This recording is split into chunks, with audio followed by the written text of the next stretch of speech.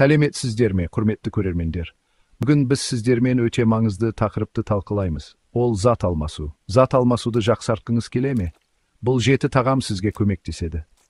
Көбіміз метаболизм деген сөзді жиі естиміз. Бірақ оның біздің денсаулығымыз бен сергектігіміз үшін қаншалықты маңызды екенін толық түсіне бермейміз. Зат алмасу бұл ағзамыздың тағамды энергияға айналдыру процесі. Ол неғұрлым жылдам болса, біз соғұрлым сергек сезінеміз. Артық салмақтан арылу оңайырақ болады, және жалпы денсаулығымыз жақсара түседі. Жылдам метаболизм бұл тек арықтауға көмектесетін құрал емес. Сонымен қатар жасушалардың жаңаруына, ағзаның токсиндерден тазаруына және иммундық жүйенің нығаюына ықпал ететін күрделі процесс. Егер сіз өзіңізді жиі шаршаңқы сезінсеңіз, салмақ қосуға бейім болсаңыз, немесе ас қорытуда қиындықтар туындаса, бұл сіздің зат алмасуыңыздың баяулағанның белгісі болуы мүмкін. Бірақ уайымдамаңыз, бұл жағдайды дұрыс тамақтану арқылы оңай түзетуге болады. Бүгінгі видеода мен сіздерге зат алмасуды табиғи жолмен жылдамдатуға көмектесетін ғылыми дәлелденген 7 керемет тағам туралы айтып беремін. Бұл тағамдарды күнделікті рационыңызға қосу арқылы сіз өзіңіздің денеңізге үлкен көмек көрсетесіз. Ендеше, денсаулыққа пайдалы саяхатымызды бастайық. Соңына дейін қарап, ең маңызды кеңестерді жіберіп алмаңыздар. Біздің тізімімізді жасыл шай бастайды. Бұл жай ғана сусын емес, нағыз денсаулық эликсирі десек те болады. Жасыл шайдың құрамында катехин деп аталатын күшті антиоксиданттар, әсіресе эпигалокатехин галаты бар. Дәл осы заттар біздің ағзамыздағы метаболизм процесін айтарлықтай жылдамдатуға қабілетті. Зерттеулер көрсеткендей, жасыл шайды үнемі ішу тыныштық күйдегі зат алмасу деңгейін 4-5%-ға дейін арттыра алады. Бұл дегеніміз, сіз диванда дем алып жатсаңыз да, ағзаңыз калорияны тиімдірек жағады деген сөз. Сонымен қатар, жасыл шай ағзадағы майлардың тотығуын, яғни жағылуын ынталандырады.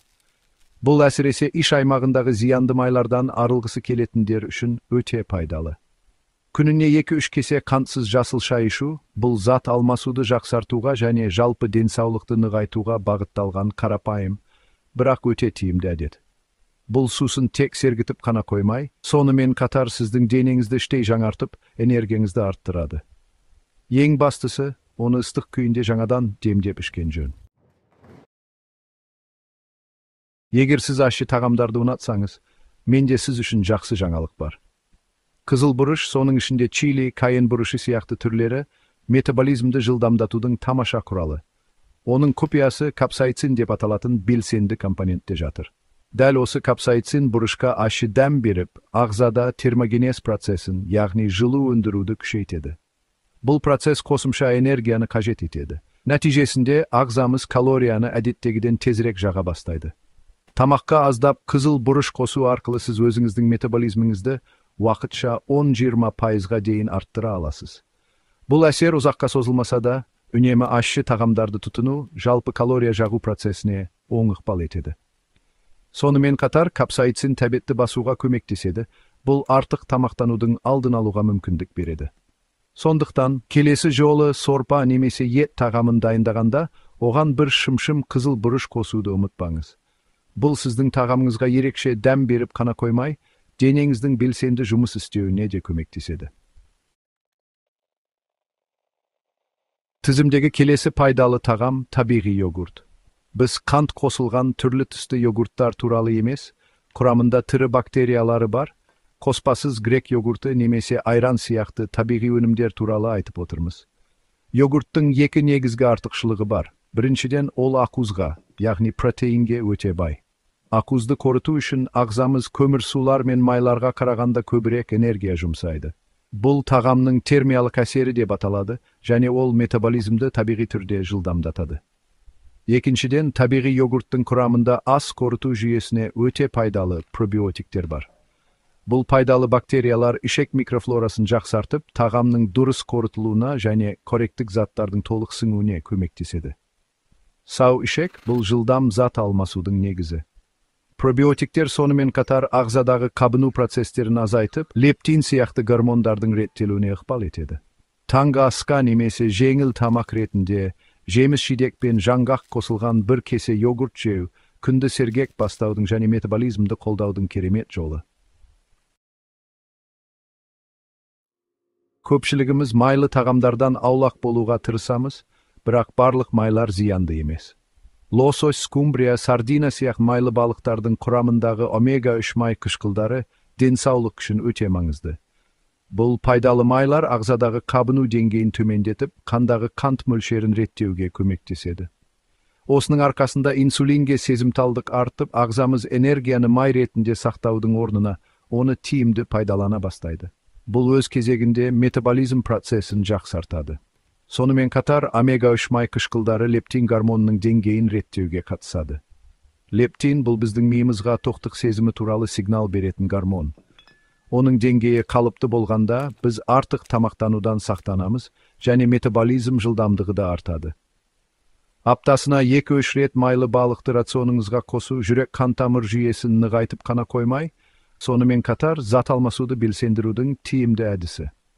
Егер сіз балықты жиі алмасаңыз, дәрігермен кеңесіп, балық майы капсулаларын қабылдауға болады.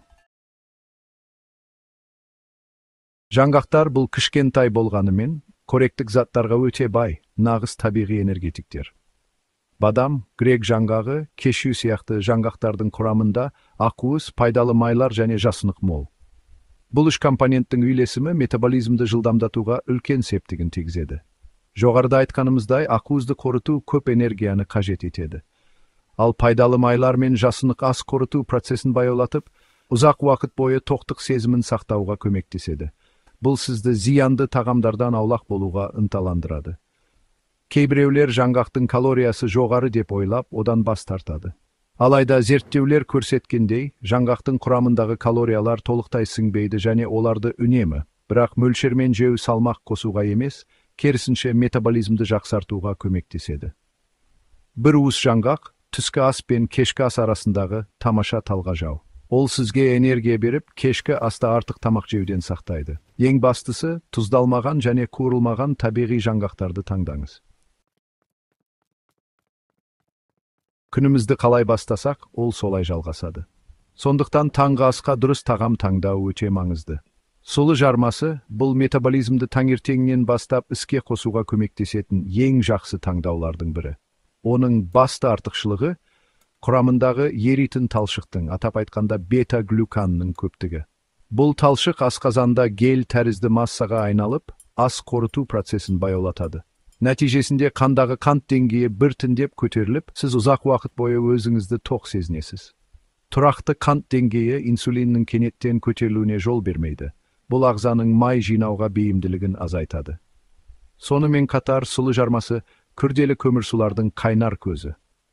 Олар ағзаға баяу, бірақ тұрақты энергия ағынын қамтамасыз етеді. Бұл сіздің метаболизміңіздің күні бойы белсенді болуына ықпал етеді.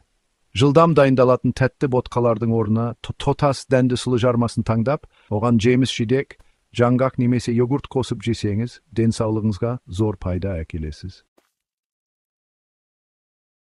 Күніне бір алма жесең, дәрігердің жолын ұмытасың деген сөзді бәріміз білеміз. Бұл сөздің астарында үлкен шындық жатыр, әсіресе зат алмасуға қатысты. Алманың құрамында пектин деп аталатын ерекше талшық түрі бар. Пектин сумен араласқанда исініп, асқазанды толтырады. Бұл тоқтық сезімін тудырады және артық тамақтанудың алдын алады. Сонымен қатар, ол ағзадан токсиндер мен ауыр металдардың шығарылуына көмектеседі. Таза ағзада метаболизм процестері әлде қайда тиімдірек жүреді. Алманың тағы бір артықшылығы оның құрамындағы урсол қышқылы. Бұл зат әсіресе алманың қабығында көп кездеседі. Зерттеулер көрсеткендей, урсол қышқылы бұлшықет массасының өсуіне ықпал етіп, майдың жағылуын жылдамдатады. Ал бұлшықеттер неғұрлым көп болса, ағза тыныштық күйде соғұрлым көп калория жағады. Сондықтан алманы жеңіл тамақ ретінде жегенде, оны қабығымен бірге жеуге тырысыңыз. Бұл қарапайым жеміс сіздің метаболизміңізді белсендіріп, денсаулығыңызды нығайтуға көмектесетін нағыз табиғи құрал. Міне, достар, біз бүгін сіздермен зат алмасуды табиғи жолмен жылдамдатуға көмектесетін 7 керемет тағамды талқыладық. Жасыл шайдан бастап қарапайым алмаға дейін бұл тағамдардың әрқайсысы сіздің ағзаңызға зор пайда әкеле алады. Ең бастысы, бұл тек уақытша диета емес, өмір салтына айналуы тиіс. Осы тағамдарды күнделікті рационыңызға қосып, ағзаңызды белсендіріңіз. Дұрыс тамақтану сіздің денеңізді өзгертіп қана қоймай, сонымен қатар ойыңызды тазартып, энергияңызды арттыратынын ұмытпаңыз. Есіңізде болсын, кішкентай қадамдар үлкен нәтижелерге әкеледі. Бүгіннен бастап бір кесе жасыл шай ішіңіз, немесе таңғы асыңызға солы жармасын қосыңыз. Күн сайын бір пайдалы әдетті енгізу арқылы, сіз біртіндеп өзіңіздің денсаулығыңызды нығайтып, зат алмасуыңызды жақсартасыз. Денсаулық бұл біздің ең басты байлығымыз. Сондықтан оған қамқорлық жасауды ешқашан кейінге қалдырмайық. Бүгінгі видео сізге пайдалы болды деп үміттенемін. Егер сізде сұрақтар туындаса, немесе зат алмасуды жақсартуға қатысты өз тәжірибеңізбен бөліскіңіз келсе, пікірлерде жазуды ұмытпаңыздар. Көбірек пайдалы кеңестер үшін арнаға жазылыңыз, лайк басып, қоңыраушаны белгілеуді ұмытпаңыз.